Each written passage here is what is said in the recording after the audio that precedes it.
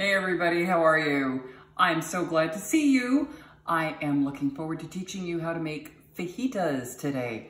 This is another one of those recipes that you can substitute a whole bunch of different things.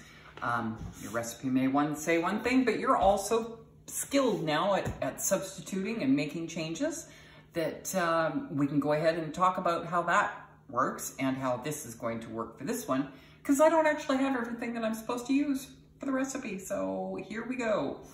And I did do a bunch of prep work ahead of time. We've got the meat's been marinating, the vegetables are all prepped. I've done my rice ahead of time, which in this case is quinoa, because I was cooking quinoa. So I thought, you know what, I'm just gonna use this instead. So we're ready to go. The chicken, remember, a little bit frozen, makes it easy to cut into nice thin strips. It's been marinating in, your recipe calls for salsa. I use this.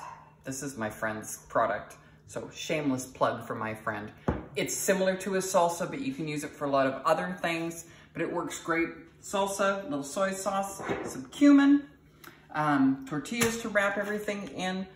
I have mozzarella cheese, not Tex-Mex, so that's okay too. So we're gonna head on over to the stove. Oh, one last thing I wanted to show you.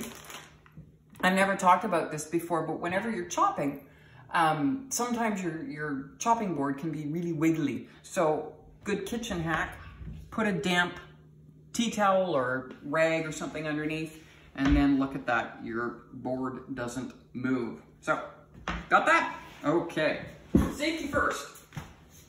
Here we are, over to the stove to make our fajitas. I learned this recipe over 30 years ago when I worked as a chef at the John B. Pub up in Coquitlam. And, you know, in all probability, this is still on the menu.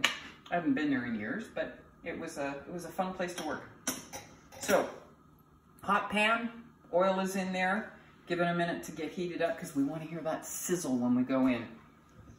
And you see, you can tell it's getting hot because the oil is getting thin. It's getting that shimmer on it that tells you it's heating up. Now, this is a non-stick frying pan. So remember, you don't want to use a really hot temperature on a non-stick frying pan.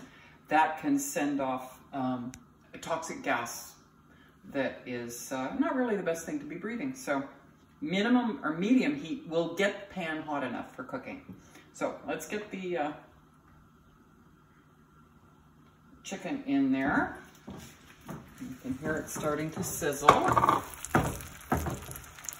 We've talked about how fast meat can cook when it's sliced really nice and thin. You can hear it sizzling away. You can see it starting to change color already.